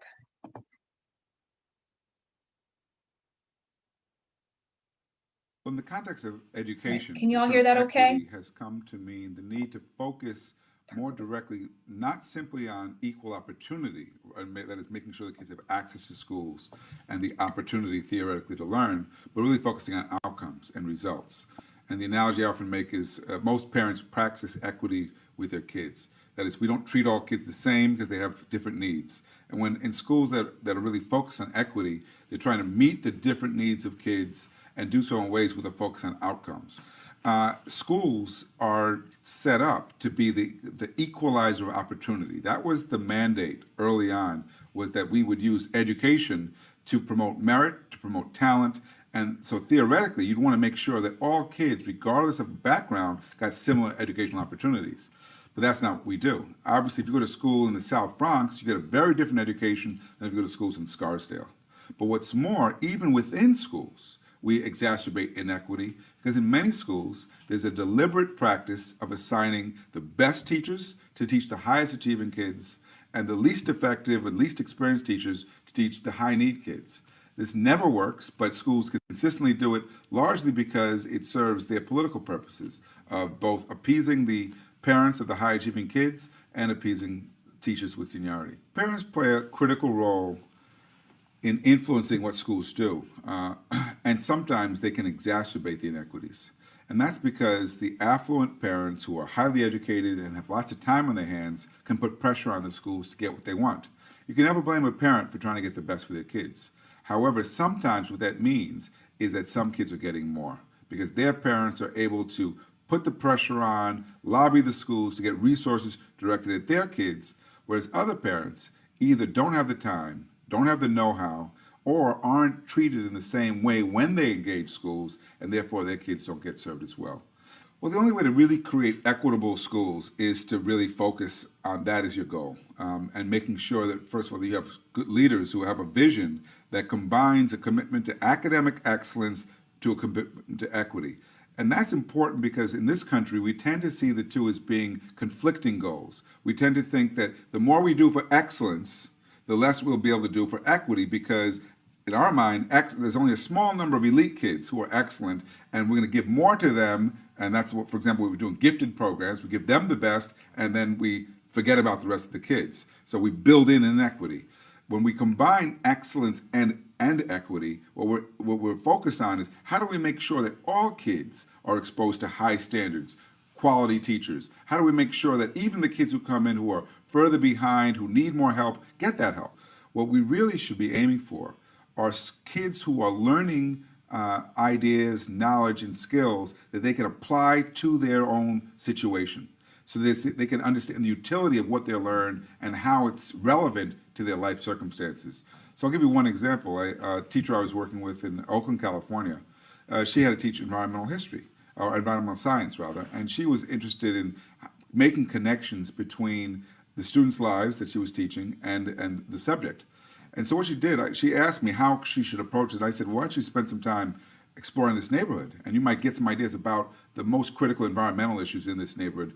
And the neighborhood was West Oakland. It's a neighborhood that has a lot of heavy industry, a lot of traffic. It's an area with a lot of toxic sites. And as she drove the community, she saw that. She also saw that there were a lot of families in that community that had gardens in the backyard. And she imagined that many of those families were eating fruits and vegetables from those gardens and not aware of the fact that the soil was probably contaminated with lead that was coming into the soil from the atmosphere. So what she did was she designed a whole unit with her students, for her students, on the effects of lead in the environment. And it started by showing how lead goes from the industry or from the cars into the atmosphere, how it goes from the atmosphere into the soil through the rain, what happens when you how it goes from the soil into the plants, and then what happens when you ingest those plants, particularly in small children whose brains are first developing, and lead contamination really can have a very damaging effect on the development of children's brains. She then taught her kids how to do soil testing, and they went out into the community to test the soil for lead content, and they mapped where the lead contamination was greatest, and they produced these very intricate charts showing what was causing this contamination, that is, its proximity to a freeway or to a foundry or some other kind of heavy industry. After they produced the report, the kids were very concerned because of what they'd learned. And they said to the teacher that they felt they had to do more than merely produce the report, that they needed to do something with the information now. And she agreed, and they contacted the county health commissioner and approached the county health commissioner about doing something about this problem. And after reading their report, hearing them speak very intelligently and passionately about this problem, what the county health commissioner agreed to do was, first of all, send out a letter to all the residents in this neighborhood in West Oakland, warning them of the effects of toxics, lead and lead contamination in the soil, but also offering free topsoil for any family that wanted gardens but didn't have the ability to get clean topsoil. And I often point that as an example because my bet is that those kids will know about the effects of lead in the environment forever. And that's because they were able to see how what they were learning could be used in a way that could really improve their lives and their community. All right. So as you heard Dr. Pedro Noguera give a little context, right, about equity, he spent about 6 minutes, and there's a lot to unpack in that. But as you're thinking back to like, okay, our equity statement, what our lens is, are you feeling more like you have a good sense about not only we have this belief, but here's what it looks like? And I'm asking you kind of as a governance team, because remember, your role is to look at it from like that 30,000 foot level. You have the vision, but then you also have to monitor how that happens, right? You hold that accountability for it to happen, but then you also have to have the vision to be able to even support it and expect that to happen. So tell me what may be evolving for you as you think about your equity statement and how you may want to evolve that. Is there any new insight that Dr. Pedro gave that may support that?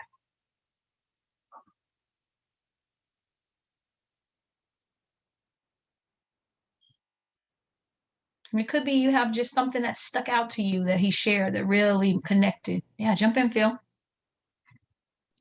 So any statement or policy or vision belief thing has to have a couple of things. One, it has to be broad enough so that administration can operate, successfully. And it has to be able to have whiskers. So, it's not going to change every year. So whatever you memorialize has to be broad enough, and it has to, be pretty concrete. Got it. Yeah, I love that.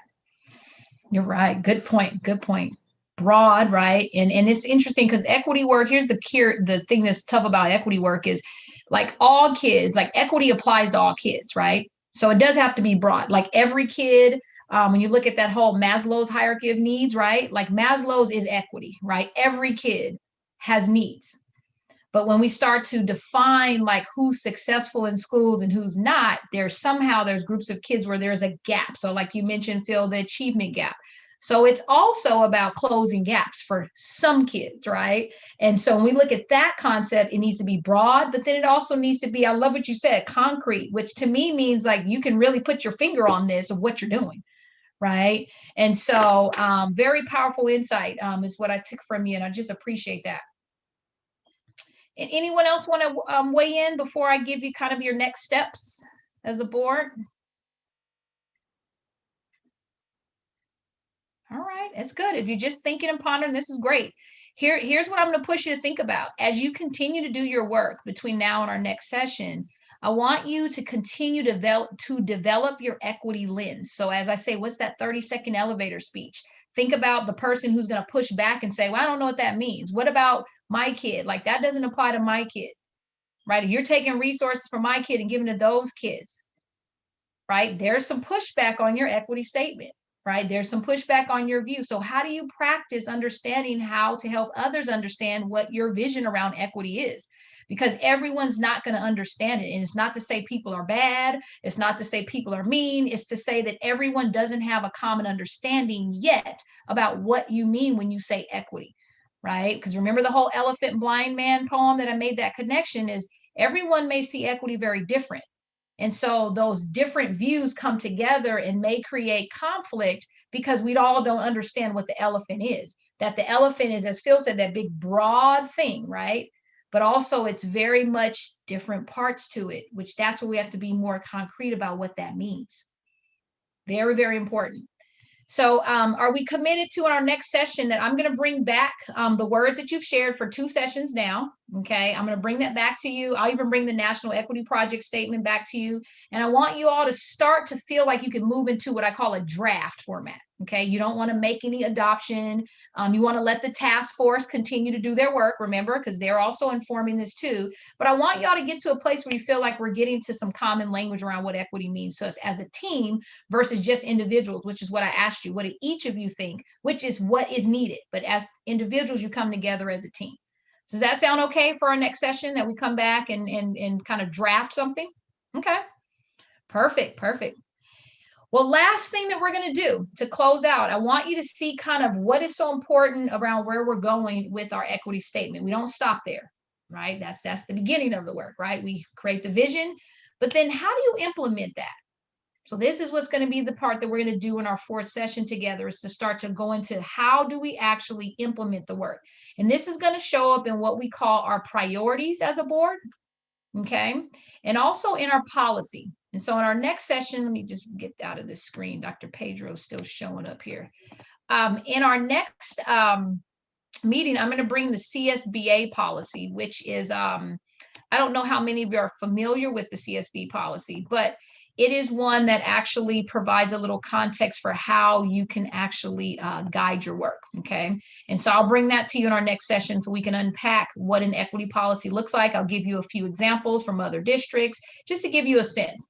But every effective governance team that leads for equity has a policy, right? Like that's not only our belief where your statement shows up, but it's also this is how we're going to govern. Okay, so the way it's going to look, I'm just giving you a snapshot of what we're going to walk through, is we're going to talk about how do we prioritize our work, because you can't do everything. Okay, so how are we going to prioritize our work? And I'm going to start to have you think about how do we narrow focus into the things that should bubble up to the board space, right? You can't do everything. The board's role is not to solve all the equity issues, but it is to make sure that you're very sound. So we're going to talk about how do you really look at the things that are most critical in governance, which is your teaching and learning, right? Academics, the achievement gap piece, which Phil mentioned. HR is a big one, right? You spend like 85–90% of your budget on people. So we definitely, that should be something that the board really prioritizes. When we talk about the budget, you have to be fiscally sound, right? So your board's responsibility is to ensure that you are fiscally sound and that you oversee those resources appropriately. And then, of course, the school climate, right? So the safety of our kids, right? What happens in our classrooms, that is a huge piece. Discipline sometimes pops up to you, right? Very important that you recognize that. So we're going to talk about priorities in those 4 areas to help you think about how do we really narrow our focus of our work. And this goes back to number 4 on the self-assessment. That board assessment is that how do we not get so deep into operational stuff, which is more of the superintendent and staff role? How do we prioritize the work based on what we envision around equity? Because again, you can't do everything. And so this is where we really become more effective when we can prioritize the work and understand, like, that's not my role, that goes to superintendent, right? This is our role, we oversee this. So very important in our equity work. We'll definitely talk about some of your decision-making processes, your timelines, and also communication, right? So not only do you have an equity statement, but how is this being communicated to your community, right? Where, when, how, what are those talking points? What is the expectation? Because that's also important too when we talk about the staff who has to implement this. So the direction you give to your superintendent has to be very clear, right? Of here's what we expect. But if it's not clear because we're not sure ourselves, what happens is there becomes confusion. And then it's not fair to the staff nor to the superintendent or anyone at the, in the ground level with our schools if we're not clear about our communication of our expectations. But also the other piece is this, the outreach. There are many voices who are not at the table who we need to hear from. So this is what we'll talk about, some of the ways you can collect student voice, parent voice, community voice, how you effectively utilize public comment time versus community forum. So we'll talk about all of those things. And then again, leveraging your task force. Okay, so this is where we're going to go next. The other piece that we're going to talk about, and this is just another slide, so we'll get to this again, prioritizing your work. So we'll go to some of the details. But the other piece we're going to talk about is the questions that you ask. So as a board, remember, you are monitoring and evaluating what happens the ground level. So we're going to unpack, how do you take those priorities and then align them with the questions you ask, not only your superintendent, but the staff, so that there's a culture around how do we monitor equity work. Because remember, this work is very much about human beings. And so it's like the article when we called out people, right? The people are the ones that make this work happen. So the questions the board asks have to be very intentional. And the staff has to get used to, this is the things that the board wants to know, so that we can share our specific things around the priorities versus what sometimes happens with this work is that the staff gets very overwhelmed because the board needs a lot of information. And it's so much that the staff can't get the work done because it's too much. So we want to create a culture around, what do you ask? What are those questions? But also, what information do you need from your staff to help inform your equity-driven work as a governance team? So we're going to unpack that process of questions and what's the best way to prioritize your work so you can really get the work done and not be so much in the weeds and what we call the operational piece. Okay. And then lastly, I shared about the task force. So we'll talk a little bit more because by then your task force will have gone a little bit further into the work they're doing. So this slide just kind of illustrates some of the things they're doing, some of their outcomes, their timelines. They'll be coming to you late spring, early summer. Like we'll talk about timelines around when they want to give you this plan to recommend, hey, board, you should consider this. Okay, so this is leveraging your task force, which is very important work as well. So we'll be able to unpack a little bit of that. And by that next study session, Scott, do I even have it in front of me? Where did I Let me put get it? that date for you. Yeah, I don't know if I have it in front. I want to say it was May something. And so as Scott's pulling that up, last but not least, I always want to remember that you want to remember this is a system that we're trying to address. This is not an overnight process. So we always want to keep our systems lens on. We don't want to try to just change it by doing the policy piece. So you're going to be driven by policy as a governance team. But remember, the policy means absolutely nothing if people don't believe in it, if people aren't at the table to be a part of this work, right? They have to buy into it. If we don't hear the voices of the people who are most, who have least power, which is your students, your family, it has to be a collective process if you're going to do systemic change, if you're going to have a policy that you bring to your community. Okay, very important work. So don't ever throw your article out, because that article gives you a great reminder about how you have to approach this work. We call it go slow to go fast, because the policy is great from governance teams, but if the people don't believe in it, the people don't understand it, don't know how to implement, they don't have the support, the resources, then the work won't last. Okay. So with that, I want to make sure that I leave our information. Dr. Holt, I know, is taking some notes. Dr. Holt, I know today was a day that you were just going to take notes and kind of observe. Did you have any closing thoughts that you want to share? And May 12th is our next date. Thank you, Scott. All right. Did I lose Dr. Holt? Just text her. Okay, I might have lost her. All right, so here's what we're going to do. May 12th is our next day together, right? It's going to go really quick, believe it or not. But in between, I will share, again, what I call a homework assignment, so that you all will be able to prepare for that meeting. And one of those things is I'll send you the statement, right? The sample statements. I'll send you some sample policies so that y'all can just get your brains ready for that, and we don't have to try to dust too many cobwebs off on May 12th, right? That you can front load a little bit. Okay.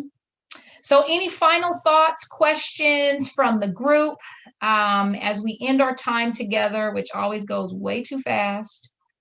Lots of non-closure, I'm sure you have.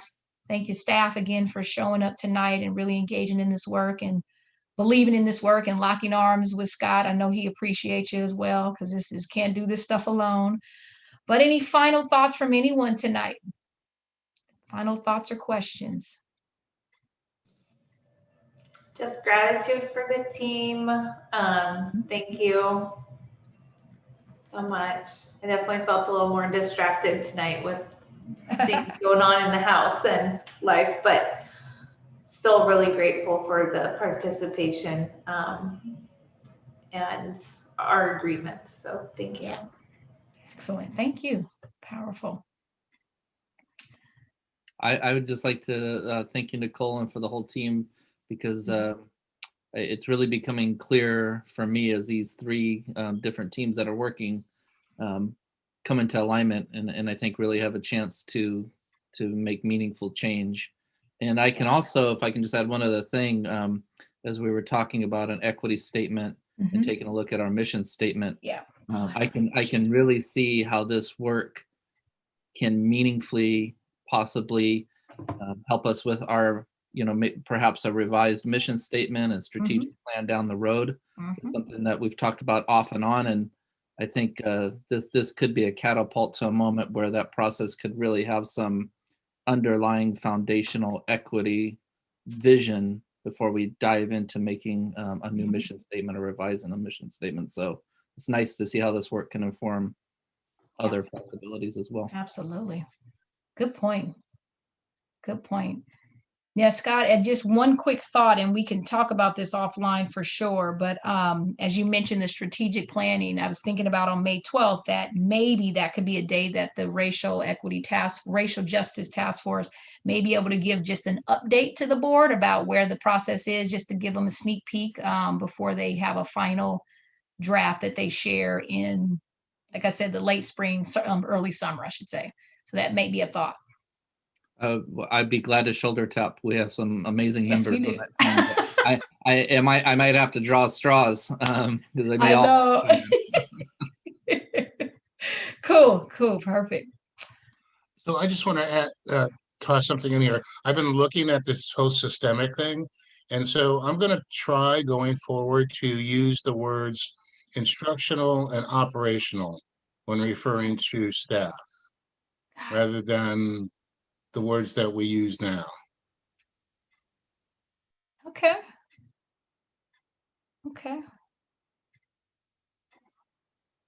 Yeah, words matter, huh? They do matter. It's powerful.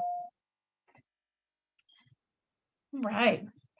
Any other thoughts as we close out?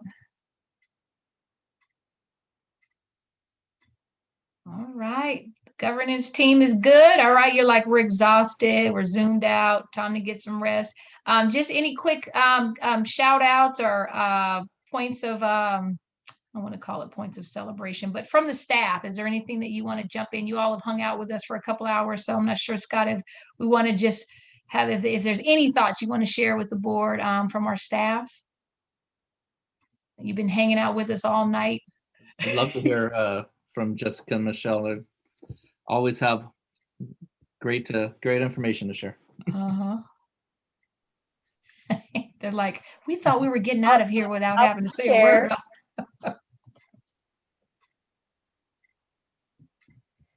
I'll share. I just am so excited to be a part of this team. Even though I'm a silent member, it's so great to hear all of the things that I'm thinking and I want to engage in conversations about being said by others, which just demonstrates our like-mindedness and our care on this topic. Powerful. Yeah, I appreciate the perspective with when we meet with ADCO and we have our administrative team that meets and we talk and then being able to sit on this session and listen to the board engage in the conversation and the differences between the two meetings, but yet the similar thread between both meetings is always very interesting. Yeah, good to hear.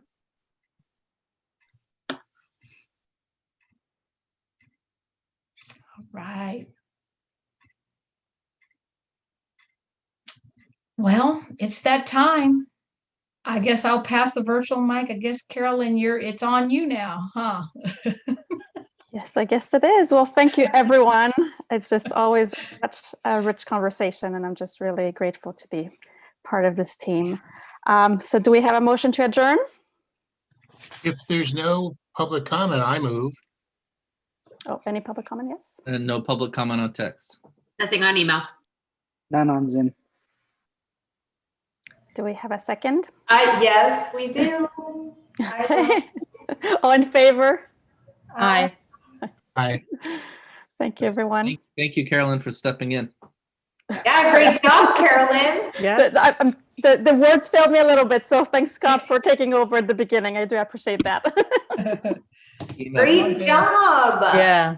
And this isn't the kind of meeting where we're used to, we don't have an agenda right in front of us the way we normally do. So awesome job.